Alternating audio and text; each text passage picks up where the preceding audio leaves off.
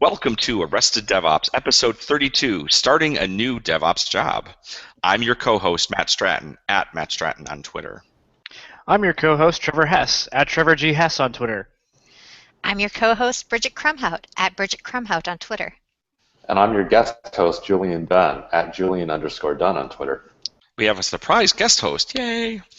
So, super secret. So, Arrested DevOps is brought to you by 10th Magnitude, a cloud services company that figures if you're listening to this podcast, you're pretty cool. Also, if you're about half the people recording this podcast right now, you happen to be sitting in 10th Magnitude's offices. You can find out about joining their cloud services team, however, at arresteddevops.com/10th Magnitude. This episode is also sponsored by PagerDuty.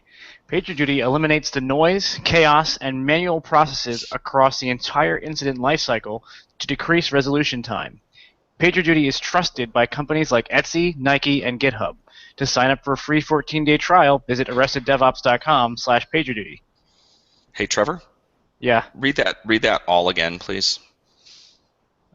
Did I get garbled, or? Yeah, you need to do the whole promo over. This episode is also sponsored by PagerDuty. PagerDuty eliminates the noise, chaos, and manual processes across the entire incident lifecycle to decrease resolution time. PagerDuty is trusted by companies like Etsy, Nike, and GitHub. To sign up for a 14-day free trial, visit arresteddevops.com/PagerDuty. This podcast is brought to you by Datadog, a monitoring service for scaling cloud infrastructures that bridges together data from servers, databases, apps, and other tools. Datadog provides dev and ops teams with insights from their cloud environments that keep applications running smoothly. Datadog is available for a 14-day free trial at arresteddevops.com/Datadog32, and they are hiring. If you're listening to or watching this live, please feel free to share your questions and comments on Twitter at Arrested DevOps or on IRC, freenode.org, channel Arrested DevOps. So we have two great guests joining us today. First, we have Katherine Daniels of Etsy. Katherine, care to introduce yourself? Hi, I'm Katherine Daniels. I'm a web operations engineer at Etsy, and you might know me from the Twitters as Beer Ops. We're also joined by Jake Champlin of Minted. Jake, you have an interesting journey into the DevOps. How did you get here? And thank you for being younger than me. Yeah. So I'm Jake Champlin. I'm Grubernaut on Twitter, and I'm an operations engineer from Minted. Awesome. So I wanted to kind of start. We're looking at today's episode as being, this is like VH1 Storytellers, ADO style, and we want to hear the stories that Jake and Katherine have to tell us about their experiences joining a new organization that embraces a lot of these principles of which we call the DevOps. And as I've thought, anytime you start a new job, it's exciting. It's a little scary. It's potentially frustrating. We go through these emotions. Actually, I feel like it's almost always like super exciting because hopefully you want to be there. But I'd like to know to you how, I'd like to talk about how that might be different going into a role like this. And Katherine, if we could kind of so you've been at Etsy for a little while now, right? Yeah, 6 months. Okay, and would you say, and I'm not trying to set this up for something, but you came from an organization that I think was kind of DevOps-y, yes, no, maybe? Yeah, kind of.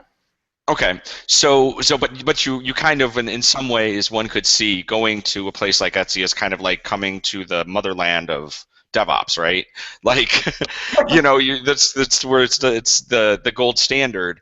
So I'd like to know, how. First of all, what were your predictions or kind of your feels before, what you thought it was going to be like, and then how that felt when you got there?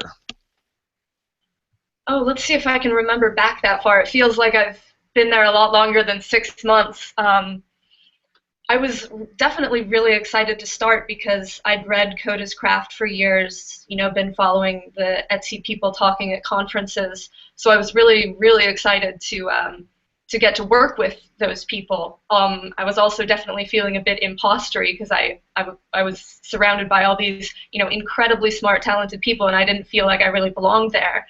But my very first day, everyone knows that DevOps is the internet and the internet is cats. I show up on my first day and my desk is covered in cat pictures. So that I think is a pretty interesting look at what it's like doing DevOps at Etsy. It's about cats. Gotcha. Yeah. Secret revealed. Someone on our Etsy episode, someone asked, we asked the question, Allspa's like, people ask, how can I make a DevOps transition? And he says, I don't know, because I've always been the boss. And I guess the answer is just pictures of cats. So. Yeah, sounds about right. Okay, well, podcast over. DevOps problem solved. Sorry, Jake. Jake, what about you? Like, can you tell us a little bit? I think, I was trying to remember some of the details of what I consider kind of watching from afar, some of the journey you had last year. I think starting at DevOps Days Pittsburgh, maybe, right? Yep. And I remember you blogged about that. But if you could walk our listeners through kind of the journey starting there and how you got to where you are now. So I went to a tech conference and got a job. That's no, actually. You guys were all fired. We told before the show, Bridget's like, we got to be careful that we don't ramble on too much or whatever. And Katherine and Jake are taking this to heart. They're like, yep, went to a show, got a job, bye. Well, I saw a tweet by Pete Cheslock that he retweeted. He was like, hey, if you are short on funds and you want to go to a DevOps Days, we can help out with that. So I wrote a little essay, and apparently Andrew Clay Schaefer and Seth Vargo and all of them, they liked it, and so they sponsored me to go to DevOps Days Pittsburgh. I met Bridget, and then I met my future boss, and I had a real fun time there. It was awesome. To clarify, I am not his once future or otherwise boss. Yeah, it's no. Alex Norbert. So Jake, had you been to a tech conference before? Had you been to other conferences? And what did you kind of learn? Like, what was different about the DevOps Days Pittsburgh experience and other things that you've been to in the past? Oh man, I have not been to any tech conferences. Oh. So my first tech conference was DevOps Days Pittsburgh, but it was awesome because I had all these expectations that just got shattered when I went there, and it was awesome. What kind of expectations? Well, like I thought that there was going to be like these senior guys who are going to be like, oh, well, you don't know anything, you're a junior, get out of here. And I actually got to talk with some pretty important people, and they were everybody's really friendly, and they all just came up and kind of helped out, and that was awesome. And you kind of helped out at our little hackathon. That's right. That was that co-working space up above a cafe or whatever. And so how did you end up talking to the folks that you did end up working for at Minted? How did that process go? What made you decide to join that company? Actually, Bridget introduced me to Alex. I walked out on the back porch of the cafeteria, and we were talking, and he was like, hey, I'm hiring, and I said, hey, I'm kind of looking for a job. And that was that. What did you like about the company and what they were offering, what you were going to do, and that kind of stuff? Oh, I loved that the culture of the company was awesome. They were female-owned and operated. They had a great culture around them. All the engineers seemed really, really smart, and Alex was very, very smart as well. So when you say they had a great culture, what does that mean to you? What kind of elements make up that culture that kind of sold you on their company? So every time I talked to them, they were really concerned about their product and really, really motivated to make a really quality product, and they really wanted to reflect that in their infrastructure. And I thought that was really, really cool that they were really customer driven, customer focused to create the best product and the best brand that they could deliver to their customers. That's a really good point. The idea of what you're producing being reflected in how you actually want to do things internally too. I mean, is that kind of what the inverse of Conway's law? Like the idea being that the structure of an organization will be mapped into its internal communications or something along those lines. I'm probably misquoting it. Somebody can jump in there anytime. It's like the architecture, applications architecture mirrors your company's structure or your company's culture, right? So if you've got a bunch of people that don't trust each other, they're not going to write good services that have contracts because they don't trust people or things like that. So every time I've tried to say an inverse Conway's law, it usually turns out to mean that it's actually proving it. It's just that we're used to saying it's negative, but it could totally be possible. It could be a positive as well, right? If you have a high-value culture that's built on trust, it can heavily influence your product in a positive way. And it sounds like Jake's saying that their product is actually influencing the culture as well. Like the commitment that they have to the product is like falling over into the culture. Right. Like we have some products that we sell on the site that, you know, they have a community team that votes on which products get in or not, and they, you know, we vote and say, hey, we want only quality products to be in there, and that's how we kind of feel about our engineers and stuff. Is that we only want quality code to be produced from the company, and I really admired that, and that's what I really liked about it. So this is someplace that I feel like we have to hear from Katherine, because, I mean, code as craft, right? Can you talk to us a little bit about how the way Etsy's product is set up informs or is informed by the engineering, Katherine? I think a lot of it has to do with just Etsy's values. I mean, Etsy's, you know, the certified B Corporation. So, you know, I'm caring about more than just like the bottom line. You know, we want to be transparent. We want to give back to the community, care about the environment. That's reflected in a lot of the stuff that we do. You know, giving back in terms of speaking at conferences, doing the Code as Craft posts, finding different ways to involve like Etsy sellers in the community. And that's one of the things that, you know, really drew me to Etsy before I worked here, is, you know, seeing those kind of values. It was really heartening to see that after, you know, I started my career working in a, you know, big, huge corporation that was, you know, kind of the opposite of that. So I think most people probably know what Etsy is. Maybe some of our viewers/listeners don't necessarily know about Minted. So can we get the one-liner from each of you as to what your companies do, Katherine? Yeah. You're a monitoring company that also sells T-poses, right? Yeah. Aside from that, you know, aside from the monitoring and the conference talking and sending everyone to Velocity, we are the world's largest marketplace for handmade and vintage goods. So you can see this awesome purple yarn. Bought it on Etsy. And Jake, do you want to give us the quick intro to what Minted is and or does? Sure. Minted is a marketplace of independent artists, and it's built up by a community of independent artists. And it's really cool that like independent artists get to put their art on Minted, and it offers them a marketplace to sell that. But then also we have contests where the community can vote on which art they think is the best. Interesting. Oh, there's more similarity than I thought. The one thing that I've heard of Minted, other than hearing of Minted through Alex and you, is I know a friend of mine got wedding invitations from there. Yep, and I actually just got my. I heard that too. I also heard that your friend got wedding invitations from there, Bridget. That's all I knew. No, actually, I thought it had something to do with money. Come to Arrested DevOps, where we do extensive research on our guest's background. Actually, we're probably far more likely to do that with people we don't know. You know, it's like, in this case, it's more like, I don't have to go look up Jake and Katherine. We know who they are, you know, whatever. So, lazy podcasters.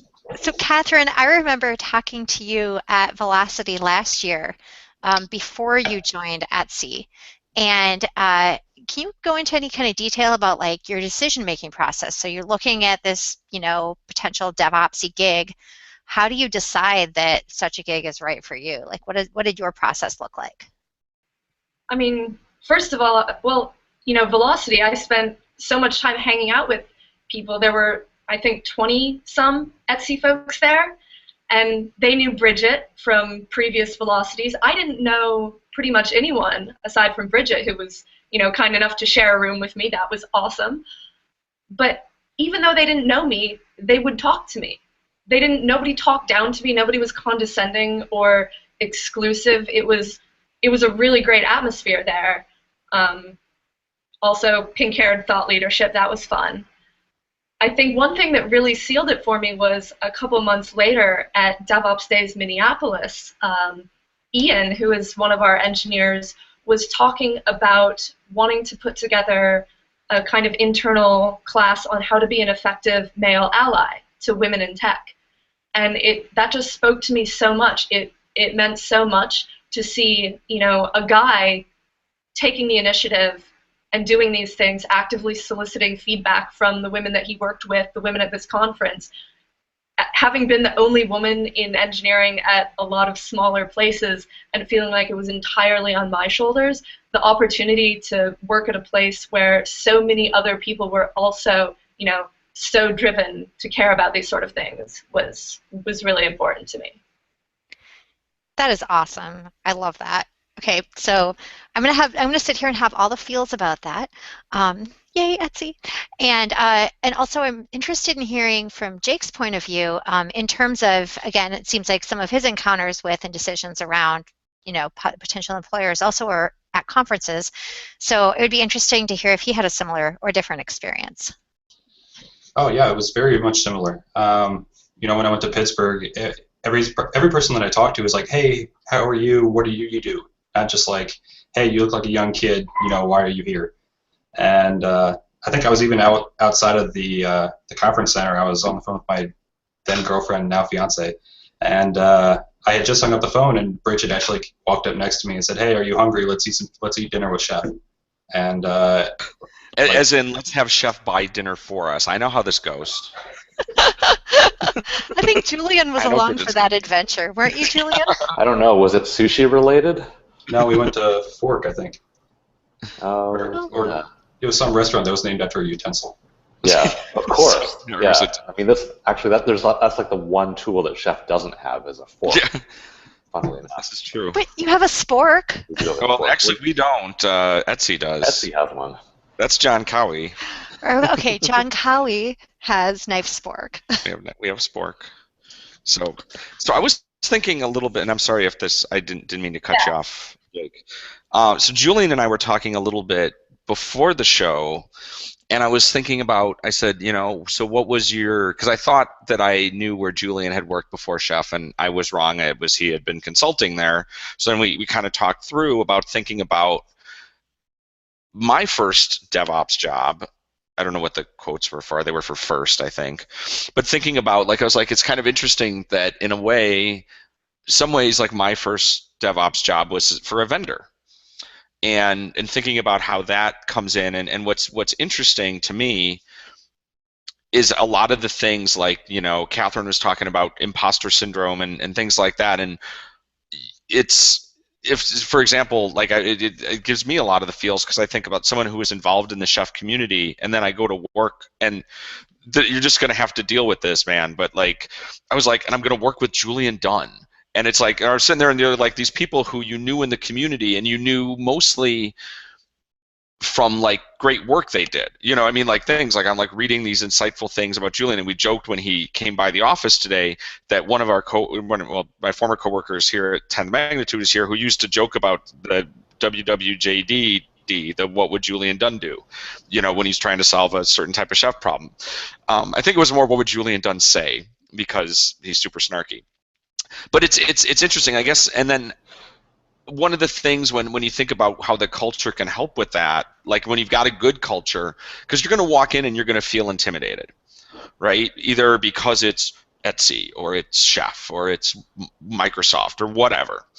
But then the way that people help with that, where if you've got a good culture, is you're going to have people who who reach out to you. So I've had that. So there was hell, I'll call him out. It was Charles Johnson. So he's someone who works at Chef, who is someone that I totally respect the code and things he does. And he sent me a private message on HipChat in my second month, and he's like, I just want to let you know that you're totally crushing it. I'm so excited that you're here. And that blew my mind. It went in my little because of that, I started an Evernote file of nice things that people say to me.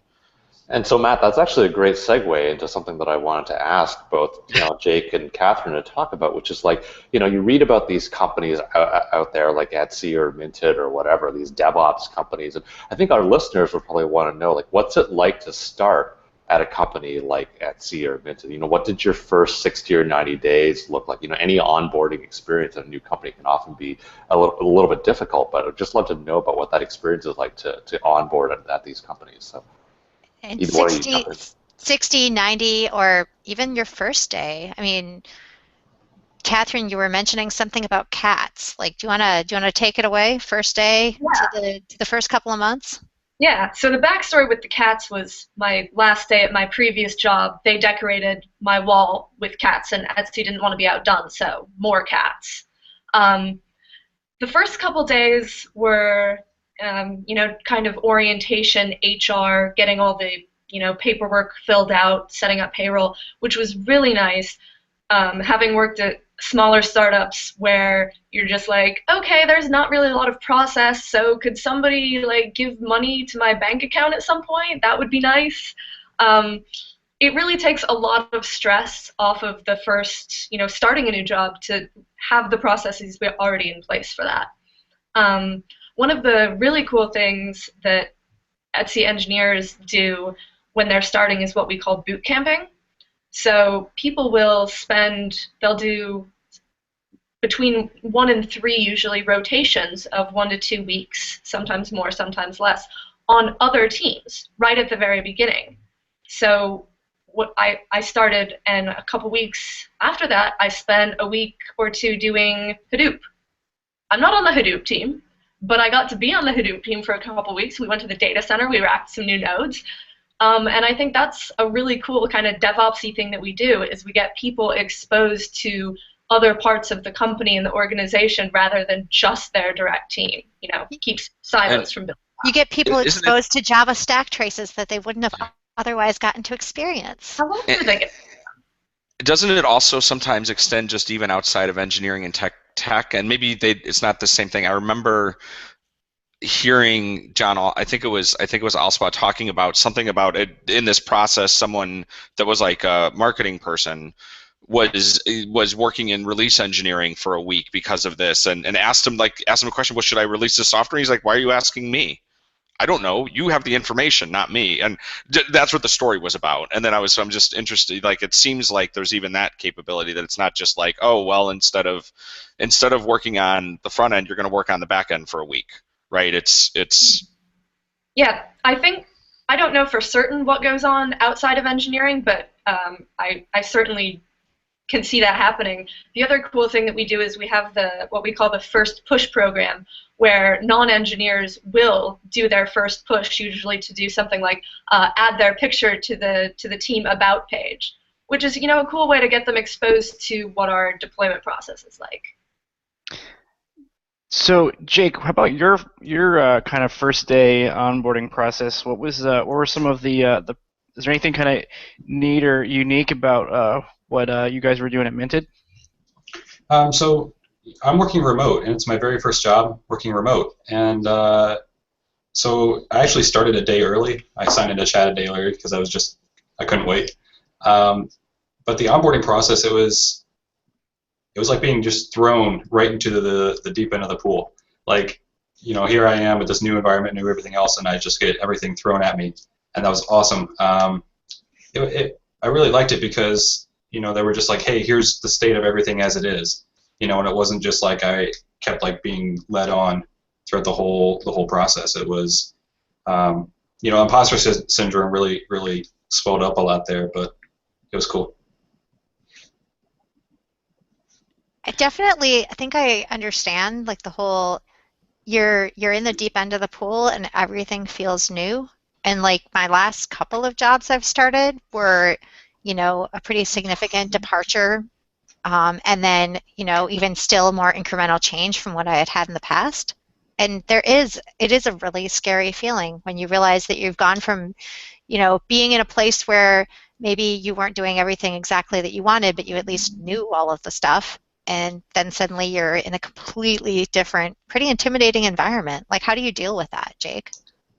Oh man, I've actually come to love it. Every day I sign into work, I'm not the smartest guy in there by any means. I'm actually one of the dumbest, and that's awesome because I get to ask cool questions and I get to say, hey, how does this work or how does that work? And I get to learn new things every day. And it's awesome to have. Simpson and say it's my first day. Yeah, it's awesome because I work with really smart people and I get to learn really, really cool things. And that's the main thing that I wanted when I was looking for this new job was I wanted to learn as best as I could, and I wanted to learn all the quality stuff that I was missing out on my previous job. So, and this is to both Katherine and to Jake, but what are some kind of cultural cues that you guys had when you guys started at your new companies to kind of um, help facilitate your joining the team, and sort of what made your lives easier than perhaps you had at previous places or in general? So we have a pretty chat-heavy culture. We use IRC instead of anything fancy like Slack or HipChat or whatever it is that the cool kids are doing these days. And because we have a lot of remote employees, people communicate as remote kind of by default. So instead of going over to each other's desks, even if they're in the same office, people will, talk in the appropriate room in IRC. Or send an email to the group, so you really get exposed to what people are talking about and how they communicate, and what their favorite cat gifs are right from the very beginning. Yeah, I mean that can be very important. I'm going through some processes right now with one of my clients where they have a very heavy culture. They're a global company, but they're very much about talking to each other at their desks and not capturing that conversation. And we introduced HipChat a week ago, and almost immediately we're starting to see that change where everybody's communicating through the chat tool, and it's just been incredible. So what do you use for communication at Minted, Jake? Oh, we just used a good old hipster chat, and I really like it. And everybody already has that remote kind of culture baked into it. The DevOps team is the only team that's remote aside from QA. But the whole organization as a whole uses HipChat globally as their main source of communication. And so I don't know, I like it. I found, so it's interesting, so you say, the whole company uses that, because that's one of the things we're, pretty remotely diverse, geographically diverse company, so very remote culture friendly, and it kind of is aggravating. I'll be honest, it's aggravating to me when people aren't on people don't use HipChat within the organization. And I can understand when I think about who some of the people are, because they're the kind of people that would probably get bugged nonstop.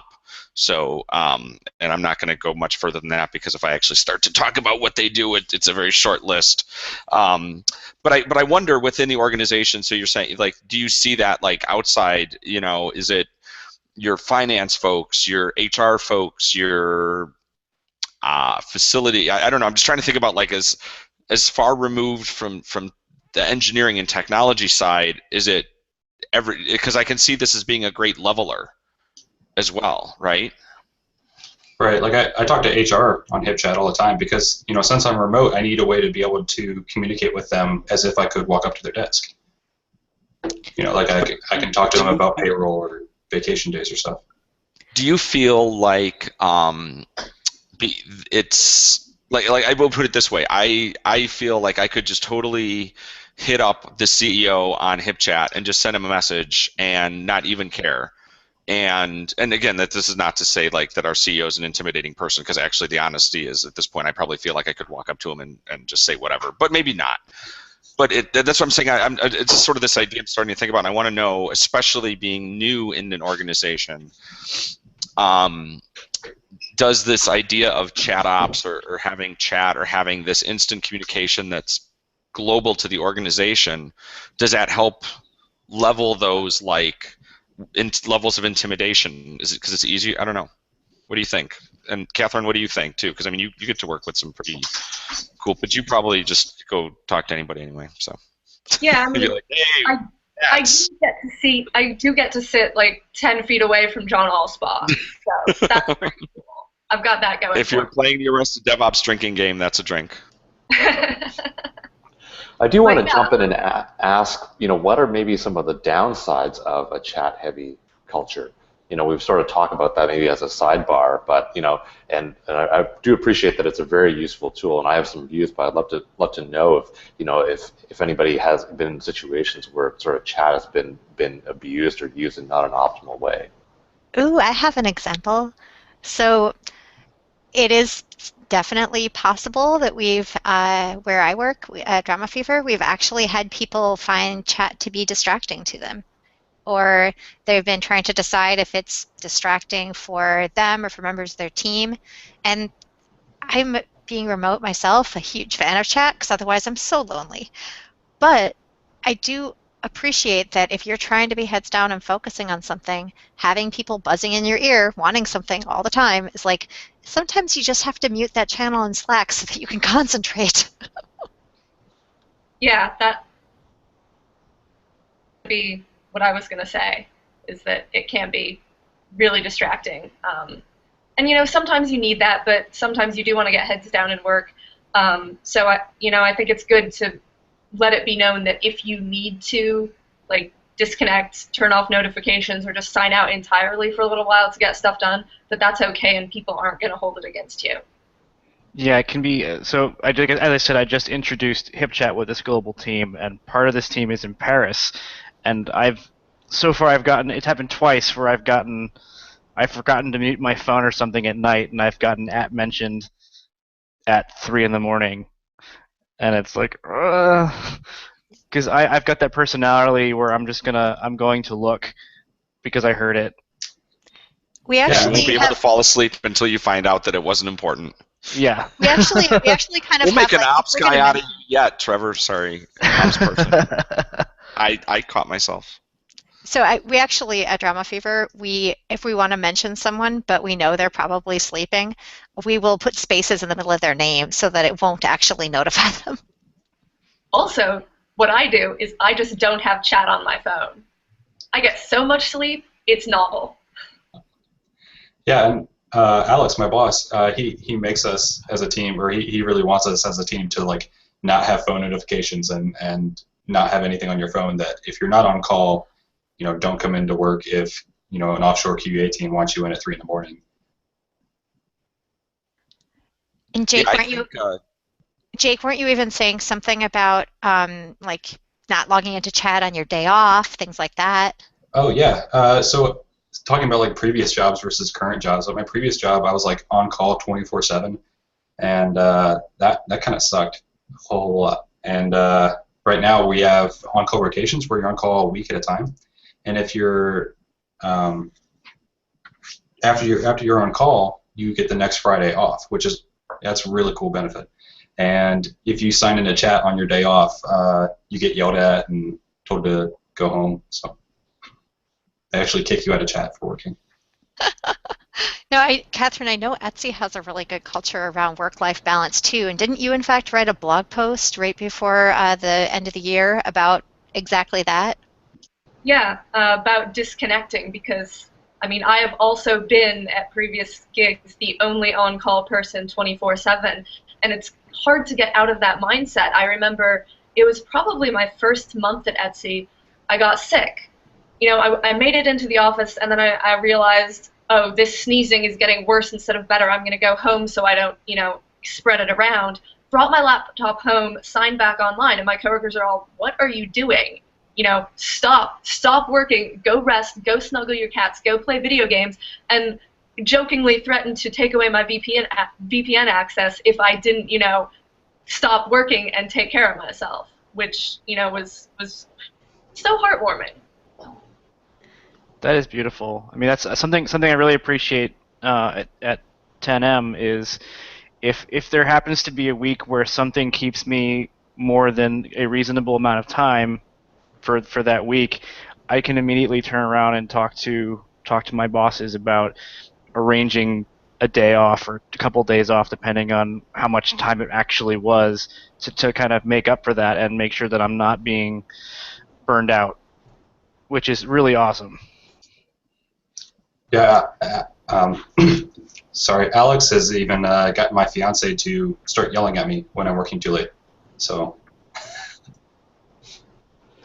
I feel like we're turning it into the chat ops episode that Trevor maybe always wanted to have. It's a really fascinating, interesting topic. There's like the upsides and the downsides. We could probably spend the whole hour talking about this, but I want to turn it back a little bit to the jobs, or the DevOps jobs. And one thing that I added to today's show, coming in at the 11th hour, because I was stranded here in Chicago, but like there's been a lot of talk about and people complaining, especially on Twitter and things like this, about tech recruiters or DevOps recruiters, and I mean there's even a Twitter account, shit recruiters say. You can see emails that recruiters send to people and stuff like this. And I just wanted to know, how do you find good folks to work in, a DevOps organization, and what role do you think a recruiter could play or not in this world? Well, we found recently there was a CIS drink here in New York, and one of my coworkers was on call and was troubleshooting during that CIS drink. And a bunch of people came over to watch and then contacted us later and said, that was really cool. Can we come work for you? So I think it kind of goes, that was some nice happenstance, but a lot of it is, giving back, talking at conferences, doing the Code as Craft stuff, showing other people what your company is doing instead of just saying, hey, we're so great, come work for us. We've got recruiters, or whatever it is that recruiters are doing these days. Yeah. Does Etsy have a recruiting team, or is it enough to have that kind of word of mouth and you have a reputation that folks are approaching you? Do you happen to know, Katherine? There is a recruiting team. I'm working with some of them, trying to talk about how we make sure that we have a good pool of applicants, because obviously having diversity is very important to us. Gotcha.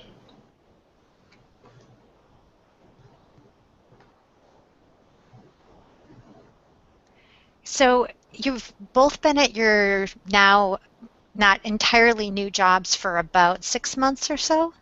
Does that sound about right? A little bit longer for you, Jake? Yeah, I started in the end of July. Okay. So you've been there, I guess, long enough to say, like, you've obviously decided this is a place that you want to be. What makes you decide that a job is a place to stay? I mean, obviously some people are just going to be like inertia, whatever, but you both seem to be really happy and excited about where you are. So what makes a job a place that you know is right? Oh, definitely the culture for me. If it wasn't for the fact that I get to work with really interesting people and really smart people and keep that continual learning, I think it would get old and I would get burned out really quick. But the fact that I get to work on interesting things and kind of build the DevOps culture up with them, and be around those smart people that know what they're doing and know how to help me and don't get annoyed by my questions, that's awesome. Yeah, it's a combination of, the culture and the people. The people make the culture, or creating it, and getting to work on interesting stuff. One of the things that I really liked about, my first week at Etsy was that I got to start working on, real work right away. I wasn't stuck, just reading documentation for a couple weeks. I got to start contributing and feel like I was, actually helping out, contributing to the team right away. And it's been like that pretty much since day one. We actually just had someone start this week at Drama Fever, and he seemed kind of upset and self-conscious because he did something that wasn't exactly what we had wanted. He pushed a master, like, his second day or whatever. And instead of, I think he was a little surprised that instead of being upset, we were like, excellent, you have the superpower of being able to read this documentation and tell us where it was unclear for you. Please rewrite it. It's like new people have something that no one who's been at the organization for a while can ever get back, which is that power of not knowing how things are supposed to be. Like, what kind of stuff was your new perspective that you brought, Katherine, like, good for?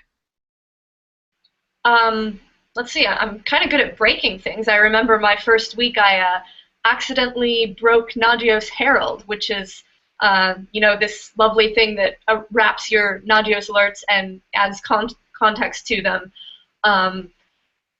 When we don't have that running, Nagios isn't alerting things, and whoever was on call that week said, things got really quiet all of a sudden. That's nice. Oh, wait, that's not so nice. And I was, I felt so bad because it was my first week, but that was a really good introduction to, like, the blamelessness of Etsy's culture. and also, getting to take a look at this totally new deploy stack and figure out, oh, here's some things that, yeah, maybe I should update the documentation, like you were saying. Now, Jake, I think you're in kind of more of a greenfield situation, right? Like Katherine came into a very established engineering organization with like dozens upon dozens of senior people or whatever, but you're in kind of a different situation, right? Can you go into some detail about that? Yeah, I'm in a, like you said, more green situation, but I'm by far the greenest.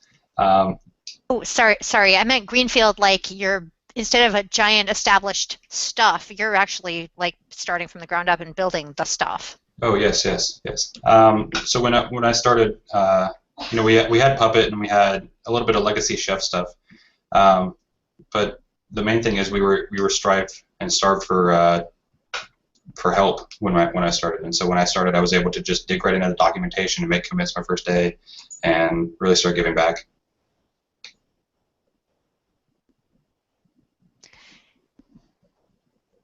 So I feel like both of you are, Jake, this is your first kind of DevOps adjacent job, right? Yeah. And Katherine, you've been in a number of these kinds of organizations. So from either a new to your career or a mid-career like sort of perspective, what kind of advice would you give to people who are maybe interested in such a job but don't exactly have one right now and aren't even sure how to get into one of these organizations? Like, what kind of advice would you give people? So I guess what it sounds like what you do is get Cheslock to pay for you to go to a conference and introduce you to Bridget, and then you get the job. Yeah, you just have to follow the right people on Twitter. And you know Bridget, and then Bridget convinces you that you are good enough to work for Etsy, and then you get a job. So clearly Bridget is onto something here. Yeah. I mean, I will say that Matt also... our hiring episode.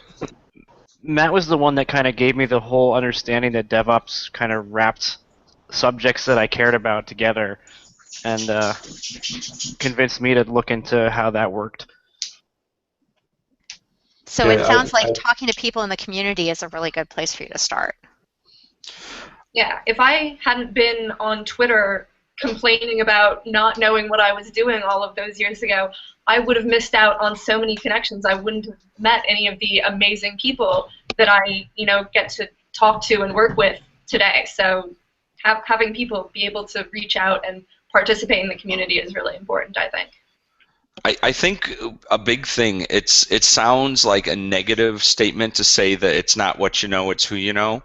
But that's true, but I mean that not in the ways of like, oh, because of nepotism, or because of if you know the right person, they'll get you in even if you're awful. But if we think about why we hire, and we kind of talked about this a little bit on our hiring episode, which is arresteddevops.com/29. Yes, 29. Either that or I'm sending you to the Blameless episode, which is on topic too. 29. The large. Anyway, back to my point. We hire people we want to work with, and I don't mean this from like there's that whole like, because I want to be able to know that we're going to go be able to party together or whatever, but you spend a fair amount of your awake time with your coworkers. So you'd like them to be people that you don't hate. And so it's nice when you know you don't hate them. Not necessarily because they're your best buddies, but because you kind of know who they are. They come recommended. And that's why when I think back, my best jobs, my great jobs were never ones that I applied for or even necessarily were directly recruited for. Early in my career, yeah, and not that I'm far in my career, I sure hope not. But I think you get to that, right, where you get some both on being brought in and then when you're looking for somebody. So that's why that networking is, in a nutshell, it's not know the right people, it's just know people.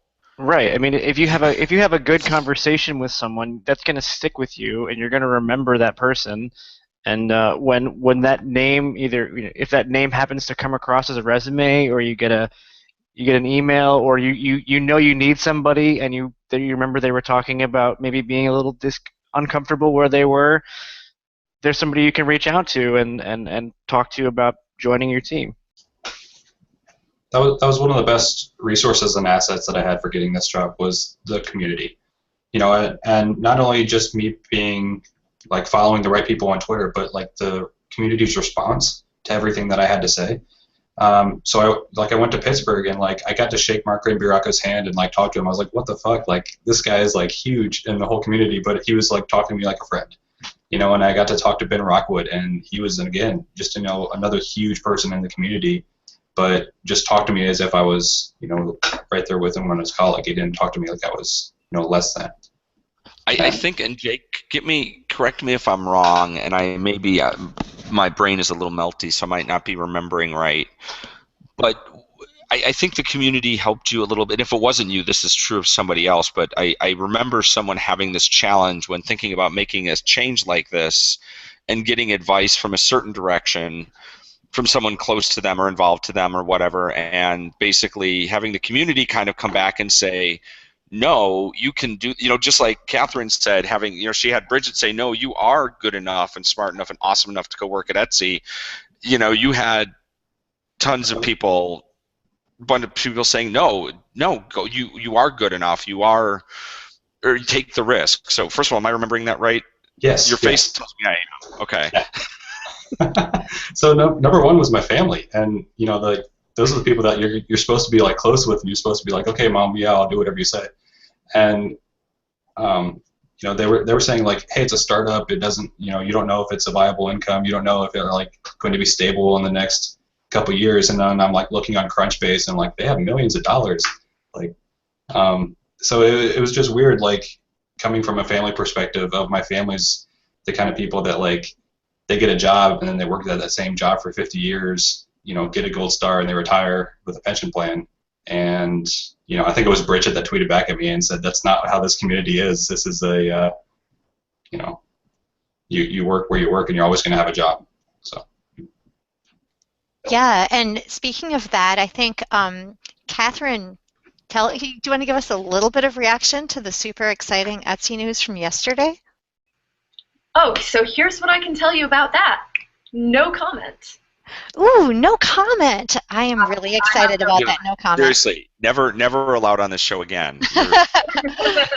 So yes, the internet's told us that Etsy was going to do an IPO. So if that is in fact a thing that is going to happen, and Katherine's no comment makes it sound very exciting, then yay. I can say thank you, and I can say that I have no comment. I have no comment on your thank you. But I have no comment on how appreciative I am of the fact that you said that to me. So I think it's time for us to start wrapping this up, because that always takes us longer than we expect it to be. So we're going to start off with some community and event stuff. We have good old ChefConf coming up. March 31st through April 2nd in Santa Clara, California. If you go to chef.io/chefconf, the code ADO, like for Arrested DevOps, will give you a 10% discount. And everybody on this podcast who's a host at least will be at ChefConf. And yeah, actually, we're all presenting, aren't we? Julian, are you giving a talk? I am not officially giving a talk, but I will probably, as in my new role as product manager of our analytics product line, I will probably be speaking and talking about that. I will probably be talking to lots of people. I will be talking it just to will lots not be official. Yeah. Well, and Trevor and I are actually talking in the same place at the same time, or no, different places at the same time. No, Nathan's going to fix it because I complained. No, Nathan can't fix it. He tried. Oh. You have to decide which one of us you love more, Matt. It's okay. You can. I'm going to go to neither of yours. Yeah. No, I have to pick Bridget's because I'm going to miss out on you being in town. Well, and Matt, you're also going to be at the dry run next week at the Azure meeting. That's true. I'm already going to see it. Yeah. So anyway, that's important. Also, Microsoft Ignite is coming up. Well, this is out of order. But it's May 4th through the 8th in Chicago. I'm talking about it because I'm going to just be there. So, like Bridget's talked about before, it'd be like, hey, if you want to know where you can come see your favorite Arrested DevOps stars, here's where we'll be. And there's like a 75% chance that I'll be there also. Why don't you tell us about some DevOps days, Bridget? There are a lot of DevOps days coming up. There's almost too many to name at this point. You should go to DevOpsdays.org and take a look if you're interested. There's a bunch of European ones, US ones, and there's some other non-European, non-US ones on the horizon coming soon. Watch for those. We've got a lot of CFPs open for those DevOps days too. So when you're looking to see which DevOpsDays.org DevOps days are coming up, take a look for their CFPs. The DevOps days in Ljubljana. Hey, yeah. Wait, say that again. At DevOps Days Paris. Ljubljana. I don't know where that is, but I think I pronounced that correctly. Yeah. It's in Slovenia, I believe. Very cool. And I will be at the Application Lifecycle Management Forum in Seattle towards the end of May 18th through the 22nd. I will be giving a talk entitled The 5 Love Languages of DevOps. So, bringing us around to our checkouts. Katherine, what do you have for our listeners to check out?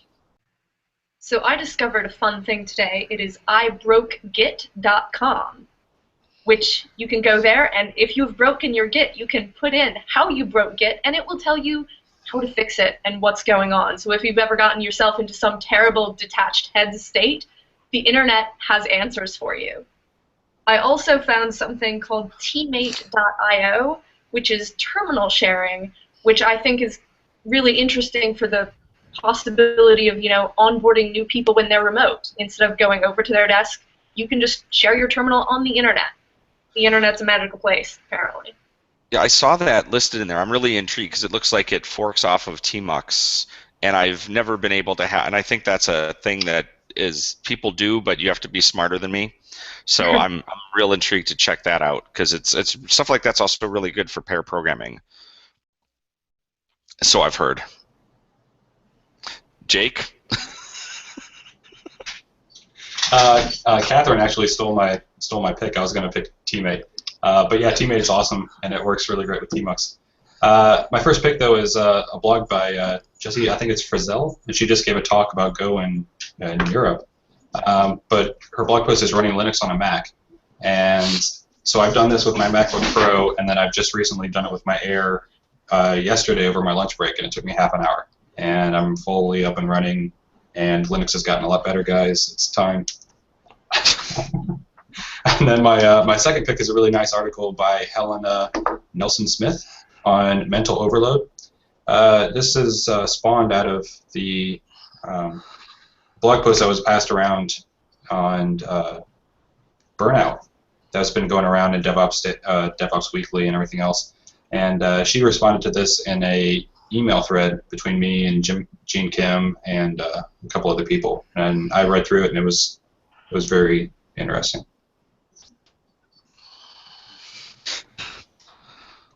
All right, Julian. Great. Looks like I'm up.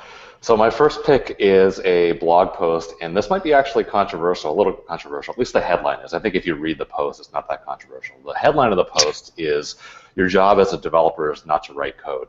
And it's like, what? What do you mean my job as a developer is not to write code? And really the TLDR of this article, and I highly recommend that you read this to kind of understand the argument, but really your job as a developer is to improve product for our end users, make their lives easier and relieve their pain, right? And that's something that's near and dear to my heart now as a product manager for Chef. And then my second pick is just a funny web page. I'm not sure if it's totally automated or whatever, that this developer named Isaac Chansky has made called Days Since the Last New JavaScript Framework, because it seems like the number of JavaScript frameworks and container management technologies that are coming out every week are kind of head-to-head. So I thought that was kind of hysterical. So you can Google for that as well. It'll be in the show notes. All right, Mr. Hess. Well, so I'm going to start with this lovely scotch. This is the Lafroig PX cask. So it is triple matured. It is initially matured in ex-bourbon barrels. Then it's transferred to quarter casks, and it's finished in Pedro Ximenez sherry casks. And it is just a delicious, delicious scotch. Matt can confirm or deny that because I shared some with him about an hour ago. That's pretty much why I agreed to stick around here and do the show from this office. Was Trevor's like, we got scotch. I'm like, okay. And Trevor, since I'm coming to Chicago and Dathy's going to be out of town and Matt's going to be out of town and everyone's abandoning me, are you going to be out of town too? I'm going to be in Seattle. Damn it! So I can't drink your scotch. If you can stop by the 10M office, I'll leave it at my desk.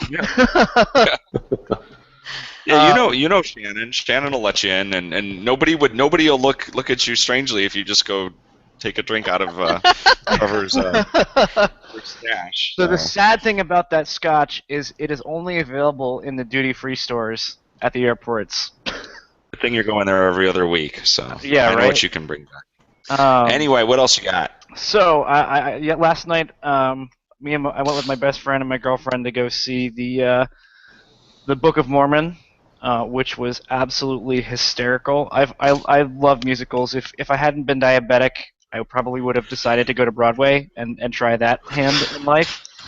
But my fear of living prevented I'm sorry, that dream. I just had to, that phrase You're no longer speaking, but it's okay. I think you hit the mute button, Matt. And finally, there was an article from Stack. I don't know if it was today or yesterday, but it's a kind of a little write-up of how they upgraded their live data center, and the link to that will be in the show notes. It's a pretty interesting article. I recommend it. Bridget, what do you have? Okay, so I have 3 checkouts. They're all bicycling related. So just going to put that out there. Pretty into bicycling. The first one is the Fat Bike Berkey. I don't actually have a winter bike, but my partner Joe does, and he's racing this weekend on the American Birkbinder course in northern Wisconsin, which is like a world-famous cross-country ski course that right after their big event every year, they let the people on the giant tired bicycles come and tear up this snowy course, which is hilly, and it's, an hour or so of like him riding around and then me trying to take good video when he comes back, because I'm like, I'm not going to ride my bike on the snow. But that's going to be kind of fun. But then I am going to go out to Napa in mid-March with a bunch of people from our Powderhorn 24 bike team. That's a 24-hour bike race thing in August. And we're gonna ride between vineyards and bicycle, like between vineyards, drink, and then camp in this yurt, which should be pretty exciting. If nothing else, you get to say yurt. Exactly. Which to me just makes me feel like I'm living in that just seems like a Dr. Seuss movie. I know, right? You'd be like, do you have a yurt? I don't know, or something funny. Anyway, hey, you know what? You know what's not like Dr. Seuss? Listening to a podcast about enterprise DevOps, like the Goat Farm. So that's my pick. Yes, my first checkout is one of our fellow podcasts. I just started recently. It's called the Goat Farm. They focus on DevOps in the enterprise, and the hosts over there are our pals Michael Ducey and Ross Clanton. So Ducey's from Chef and Ross is from Target. And you can check them out at goatcan.do. They've got 3 episodes so far. I am really, really enjoying it. They've had some great conversations. And then also our other good buddy, Steve Pereira. All the 3 people in my checkouts were on the same podcast episode of ours, I just realized.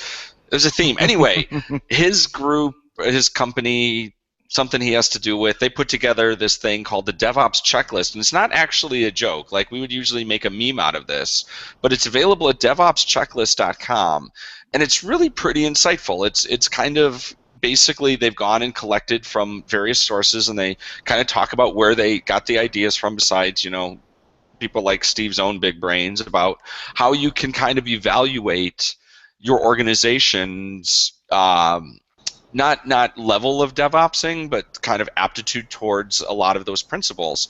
And I kind of went there to kind of like, maybe, again, knowing Steve, I guess part of me thought maybe it was going to be kind of a joke. And I was like, no, this is really good, and this is a really good thing for people to look at. So check it out, DevOpsChecklist.com. And also, we have a newsletter, ArrestedDevOps.com/BananaStand. It's the best way to know about upcoming podcast episodes and cool news with DevOps. We also have an iPhone app, if you dig that kind of thing, which you can download for free at ArrestedDevOps.com/iPhone, or just search for DevOps in the App Store, and you'll find us. Thanks to our sponsors. Be sure to visit them at ArrestedDevOps.com/PagerDuty and ArrestedDevOps.com/Datadog32. Thanks to Jake and Katherine and Julian for joining us, and loyal listeners. If you enjoyed Arrested DevOps, we would appreciate it if you would visit arresteddevops.com/iTunes and leave us a review in the iTunes store. No matter what you have to say, we'd love to hear your feedback. Be sure to check us out at arresteddevops.com or at arresteddevops on Twitter. We're always happy to get your ideas, input, show ideas, etc. at shows@arresteddevops.com. Yeah, so please let us know any ideas you have for future episodes. And we'd love to know what you thought of this episode. So please leave us comments at arresteddevops.com/32. I'm Matt at Matt Stratton. And I'm Trevor at Trevor G. Hess. And I'm Bridget at Bridget Krumhout. We're Arrested DevOps. And remember, there's always DevOps in the banana stand. Okay.